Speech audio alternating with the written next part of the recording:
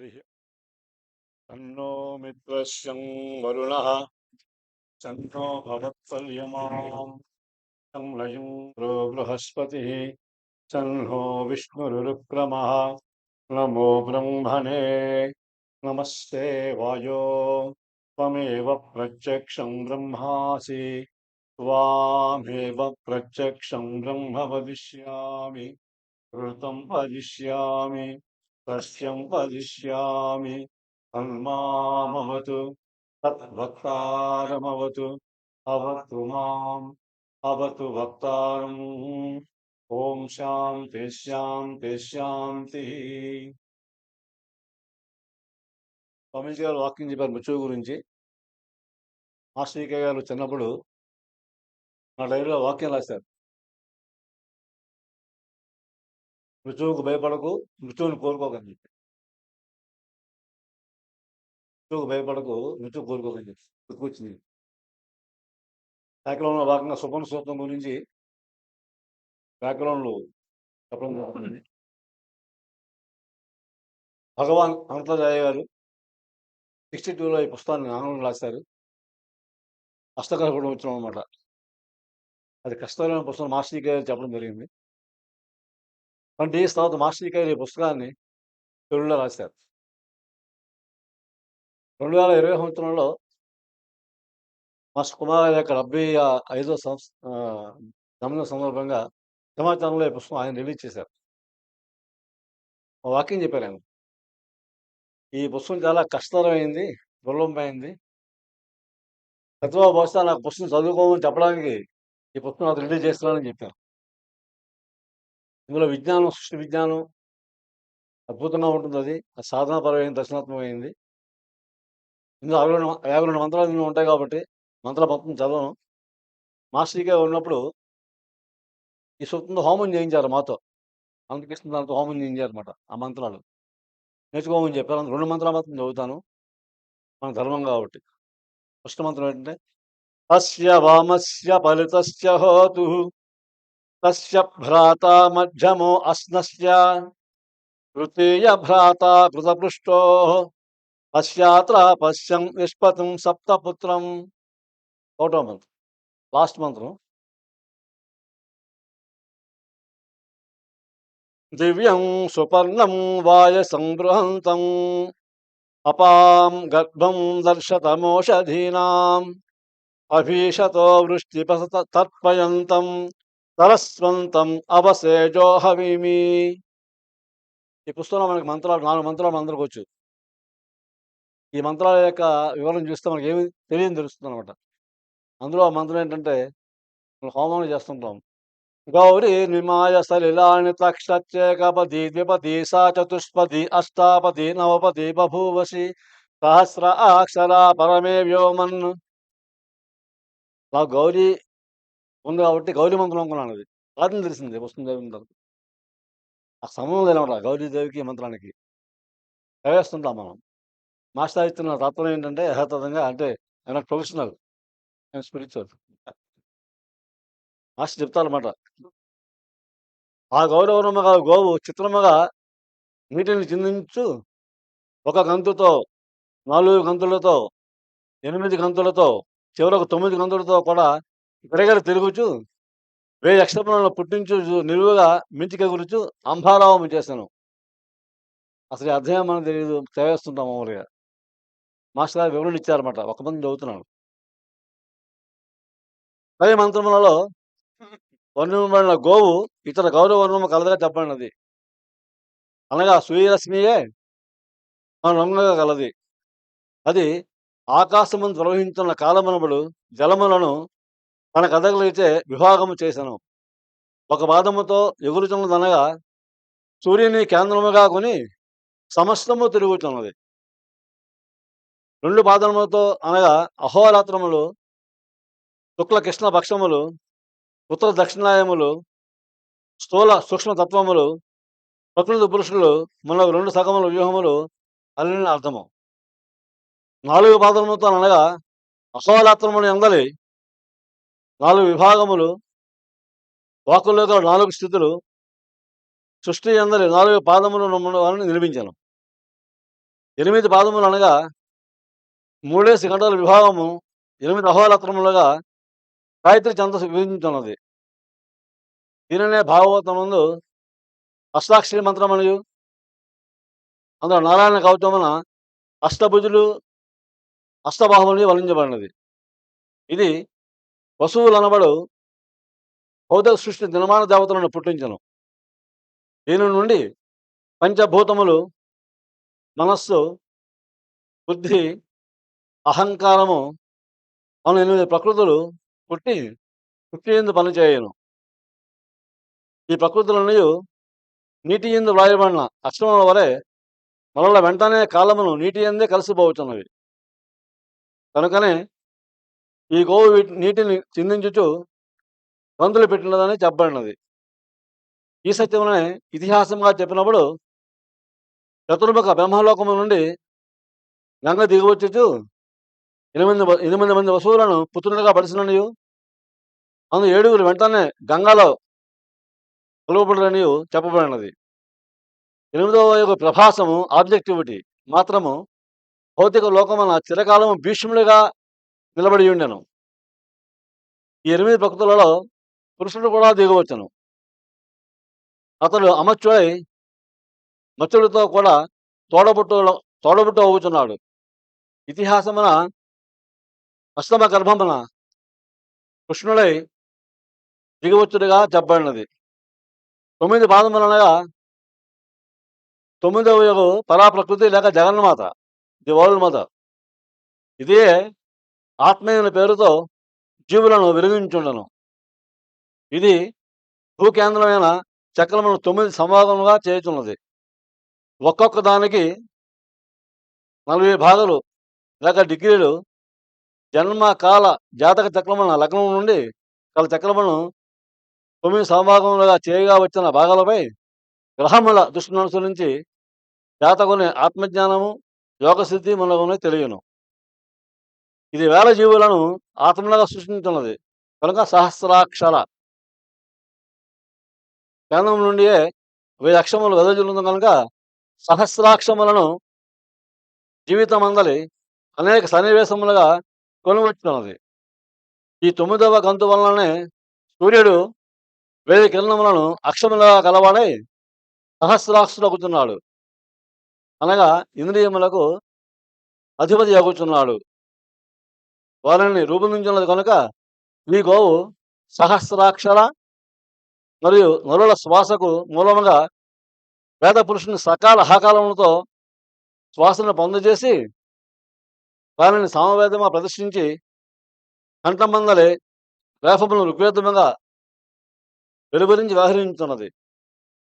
పరమాకాశమందు ఈ విధముగా జ్యోతిర్గోళములను ఉత్పాదింపజేసి ఈ గోవు పరిగణించున్నది. ఇట్లా ఉంటాయి మాస్టర్ యొక్క 52 మంత్ర సూక్తాలు కూడా కొన్ని చెప్పుకున్నాం.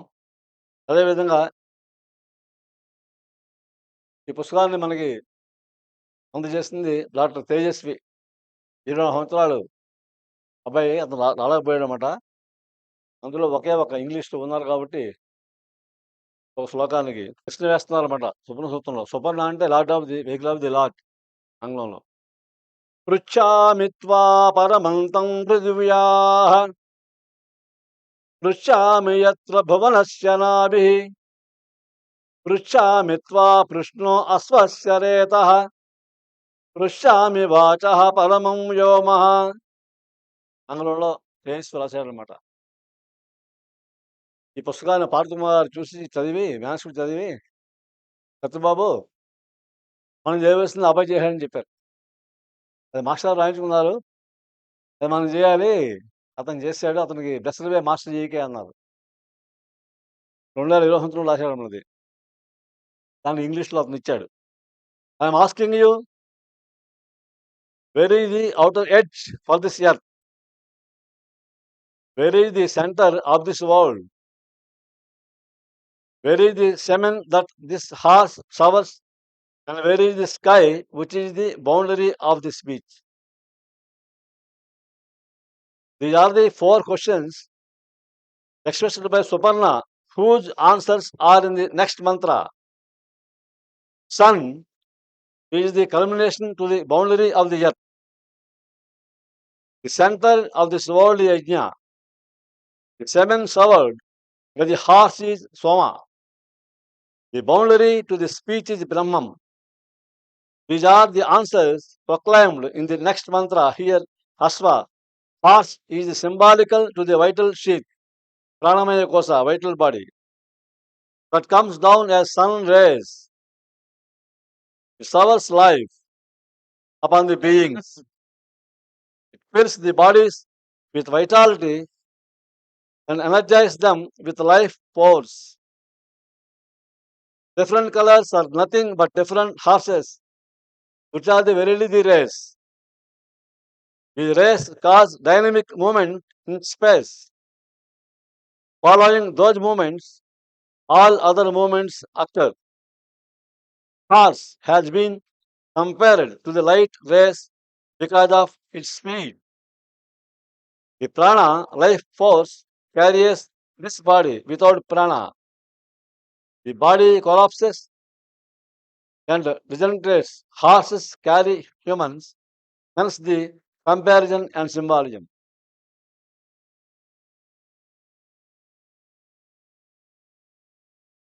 ఈ బుక్లో మాస్టర్ గారు ఇచ్చిన లెక్చర్స్ ఫారిన్ కంట్రీస్లో 4 చదివినిపిస్తారు. మాస్టర్ యాజ్డి ఈకే గారివి. Responsible way of life was one of the continuous teachings of Master Pythagoras. Responsible way of life was one of the continuous teachings. He showed how one should be responsible for the time, work, thought, and speech. He demonstrated it for others to follow. Pythagoras was always pleasant in his speech and behavior. The people also felt his presence to be very pleasant, but they could not bear him quite close. Master గారితో ఇదే problem మాకు ఉండేది ఈకే గారితో. There was one student who could stand all his audience and gradually became very affectionate and responsible. The student got himself so much attached to Pythagoras that he stopped demanding money from him. He even paid back the money Pythagoras gave him. The student became one of his direct disciples and always supported Pythagoras financially by helping him with a residence and college of his own. This disciple had one sentence about Pythagoras: sunlight is more pleasant than the sun. People rejoice in sunlight, but they cannot look at the sun. That is my master. మనం చదువుతున్నాం ఈ వాక్యాన్ని. Sunlight is more pleasant than the sun. People rejoice in sunlight, but they cannot look at the sun. That is my master.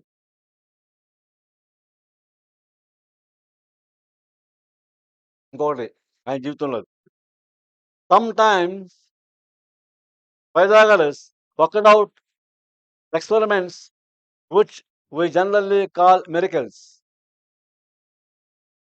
Once there were some fishermen catching fish. All of them had thrown a big net into the waters and were waiting on the shore. Pythagoras prophesied that there would be such and such number of each type of fish. He waited there till the net was drawn.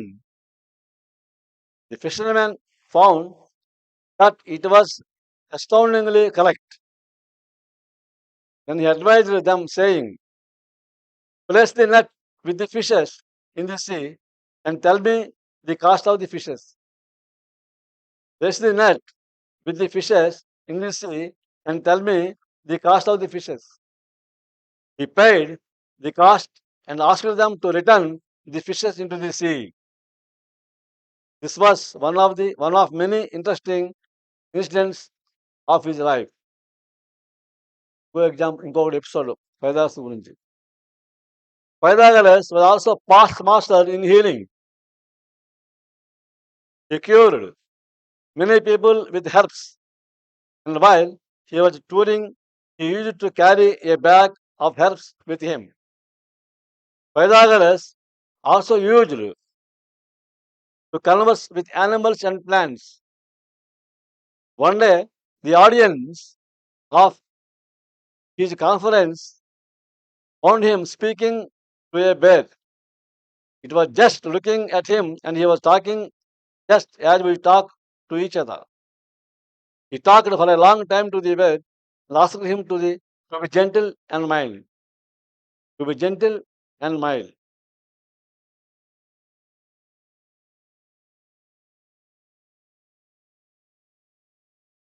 Pythagoras said that epidemic diseases exist in space as elemental of space. They occupy a village or a group of villages and the people who are vulnerable and affected. If you cut a living animal and the blood comes out as a jet, it attracts to itself the total disease elementals away from the people that exist in the village. So, there is much truth in people killing and offering animals whenever there were epidemics. Then the disciples asked him, do you accept it is a way of treatment or cure?